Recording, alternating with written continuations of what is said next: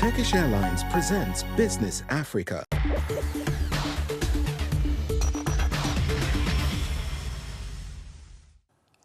Opportunités, défis et perspectives, bonjour et bienvenue dans Business Africa. Je suis Ndéa Yoka, les titres. À quand la zone de libre-échange africaine? 5 ans après son lancement, la ZLECAf peine à décoller. Des obstacles freinent son avancée et nous les analyserons en détail. Ensuite, cap sur un pont stratégique. La nouvelle infrastructure entre Yagoua et Bongor promet de dynamiser les échanges entre le Cameroun et le Tchad. En fin d'émission, focus sur une industrie de plusieurs milliards. Le commerce des vêtements de seconde main au Kenya qui emploie des millions de personnes. Présentée comme un tournant économique majeur pour l'Afrique, la ZLECAf s'est chargée de révolutionner le commerce sur le continent. Mais infrastructures insuffisantes, barrières non tarifaires et lenteurs administratives retardent encore son déploiement. Le 30 mai 2019, un tournant historique pour l'Afrique. Les chefs d'État signent l'accord de la ZLECAf pour unifier un marché de 1,3 milliard d'habitants et générer 450 milliards de dollars d'ici 2035. 5 ans après, le commerce intra-africain reste limité à 15% du total. Malgré son entrée en vigueur en 2021, seuls 46 pays ont ratifié l'accord et la suppression des droits de douane sur 90% des produits est prévue d'ici 2034. En 2023, quelques entreprises ghanéennes et sud-africaines ont commencé à commercer sous ce régime, mais ces échanges restent marginaux. Les défis sont nombreux, infrastructures insuffisantes, coûts logistiques élevés et barrières non tarifaires freinent la mise en œuvre. De plus, seuls 22 pays ont soumis leur engagement pour le commerce des services, ralentissant encore le processus. La Banque africaine de développement a investi 55 milliards de dollars en 10 ans pour soutenir l'intégration, mais il faudrait au moins 100 milliards pour combler le retard. Alors la ZLECAf peut-elle tenir ses promesses ? La ZLECAf peut-elle enfin décoller? Notre invité cette semaine est Africa Kiza, un analyste des politiques commerciales qui vient de publier un rapport dédié à cette question. Monsieur Kiza, bienvenue dans Business Africa. Selon vos recherches, comment expliquer ce retard dans la mise en œuvre de la ZLECAf?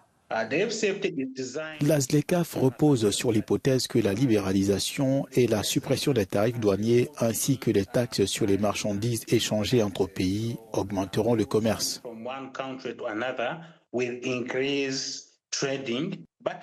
Cependant, la libéralisation ne garantit pas nécessairement une augmentation des échanges, car dans la pratique, il faut d'abord surmonter les défis liés à la production pour faciliter le commerce.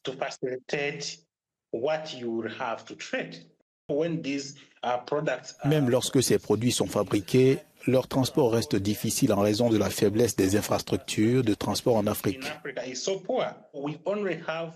Nous ne disposons que de 0,1% des connexions ferroviaires intra-africaines et il faut reconnaître que la ZLECAf ne prend pas en compte les différents niveaux de développement de ses membres. On demande au Burundi d'ouvrir son marché à 97%, soit au même niveau que le Nigeria, dont l'économie pèse 700 milliards de dollars. Cela n'a tout simplement pas de sens. Il faut accepter que certains pays ne soient pas au même niveau de développement que d'autres et leur donner la possibilité de renforcer leurs capacités compétitives.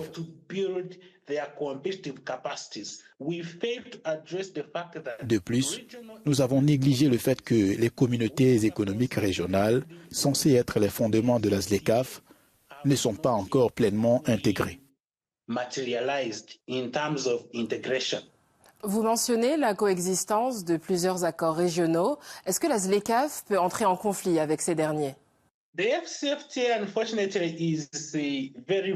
Malheureusement, la ZLECAf est très vulnérable car elle dépend non seulement de la gestion des risques, mais aussi de la volonté des pays de la prioriser.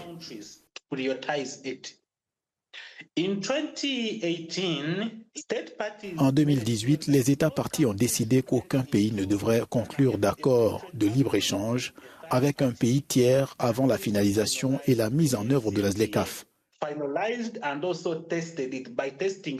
Par mise en œuvre, on entend un test en conditions réelles pour évaluer son fonctionnement. Or, les États membres continuent de privilégier le commerce avec d'autres pays comme le Royaume-Uni, les États-Unis ou les Émirats arabes unis. Nous devons d'abord faire en sorte que les blocs économiques régionaux fonctionnent correctement et veiller à ne pas conclure d'accords avec des pays extérieurs qui pourraient compromettre la mise en œuvre complète de la ZLECAf. Des milliards ont déjà été investis dans la ZLECAf. Pourtant, les infrastructures, notamment de transport, restent encore un obstacle. Pourquoi ? C'est une question extrêmement importante que vous soulevez sur la connectivité. 98% des lignes maritimes qui desservent l'Afrique appartiennent à des entreprises étrangères. C'est ainsi que, par exemple, une cargaison en provenance du Kenya dans le cadre de la ZLECAf a dû d'abord transiter par Singapour, puis repartir vers Dubaï, avant d'être transférée à des lignes maritimes plus petites pour atteindre Tema à Accra. Ainsi, de nombreux envois intra-africains utilisant ces lignes maritimes mettent entre 4 et 6 mois pour arriver à destination. Quand peut-on espérer une mise en œuvre complète de la ZLECAf ? Il nous faudra plus de 10 ans pour mettre en place une infrastructure efficace. Et cela doit être une priorité politique, soutenue par des ressources, notamment des financements issus des budgets nationaux. Monsieur Kiza Africa, merci pour votre expertise. Nous parlions d'intégration régionale. Avec près de 80% des échanges tchadiens transitant par le Cameroun, le nouvel axe Yagoua-Bongor devient un maillon essentiel du commerce, bien au-delà du trafic de marchandises. À Yagoua, au nord du Cameroun, le nouveau pont reliant Bangor au Tchad est achevé. Un soulagement pour les commerçants comme Yero Wadiri qui expédie du riz de l'autre côté de la frontière. Jusqu'ici, la traversée du fleuve Mayo-Danaï en pirogue était risquée et coûteuse. Économiquement, ça va changer beaucoup de choses et ça va booster plus nos échanges commerciaux avec les voisins, la ville de Bongor. Et puis, vous savez, le temps d'avant, pour envoyer les choses au Tchad, c'est un peu compliqué. L'infrastructure de 620 mètres dotée d'une chaussée bidirectionnelle et de trottoirs représente une avancée majeure pour le commerce. En attendant son ouverture officielle, la traversée est encore assurée par des pirogues. Une situation qui inquiète les piroguiers menacés par ce changement. Le pont a amené les difficultés chez nous parce que c'est notre travail ici. Si le pont passe maintenant là, on ne travaille plus encore. Si jamais les piroguiers parviennent à pêcher suffisamment du poisson, eh bien il faut qu'ils transportent par voie terrestre ce poisson pour les différents marchés de la zone. Et c'est à travers ce pont que ce transport terrestre peut se faire. Avec ce pont, le Cameroun et le Tchad fluidifient leurs échanges. En 2023, le Cameroun a exporté 412 100 tonnes vers le Tchad, générant 243,3 milliards de francs CFA. C'est un projet qui change carrément la physionomie déjà de la ville de Yagoua en termes de voirie, puisque le pont permet également de réaliser des travaux routiers dans la ville de Yagoua. C'est un projet multi-bailleur. Il y a la Banque mondiale, l'Union européenne, il y a même les deux États, c'est-à-dire les fonds de contrepartie. Le pont, à lui seul, a coûté 37 milliards. Désormais, les camions du corridor Douala-N'Djamena emprunteront Yagoua, réduisant temps et coût de trajet. Chaque jour, 2200 personnes traversent le fleuve. Ce pont leur offre une alternative plus sûre, tout en soutenant la route Maroua-Kouressi en mauvais état. Le Kenya domine le marché africain des vêtements de seconde main. Mais entre essor économique et incertitude réglementaire, quel avenir pour cette industrie ? Le secteur textile kényan en forte croissance devrait dépasser $1 milliard d'ici 2027, porté par le commerce de vêtements de seconde main ou Mitumba. Le Kenya est le premier importateur africain de vêtements usagés, générant $112 millions de recettes fiscales annuelles. En 2023, $215 millions ont été investis dans cette industrie, soutenue par le digital, mais confrontée à des défis environnementaux et réglementaires. Une activité lucrative, mais controversée. Les mitumba sont des produits d'origine très durables. Par exemple, les chemises, les gilets ou même les chaussures sont des produits authentiques qui peuvent durer des années. Ce sont des biens de consommation durable. Selon la Mitumba Consortium Association of Kenya, ce secteur emploie directement plus de 2 millions de Kenyans.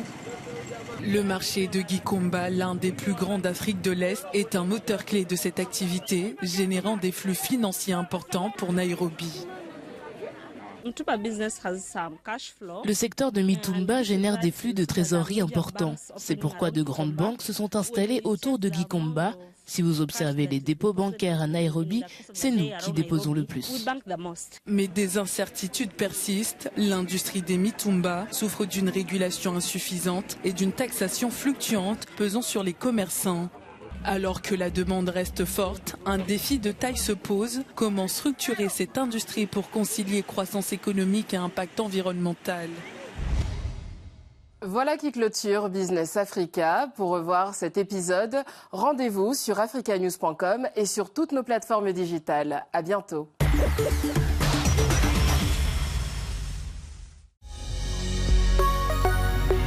Business Africa was presented by Turkish Airlines.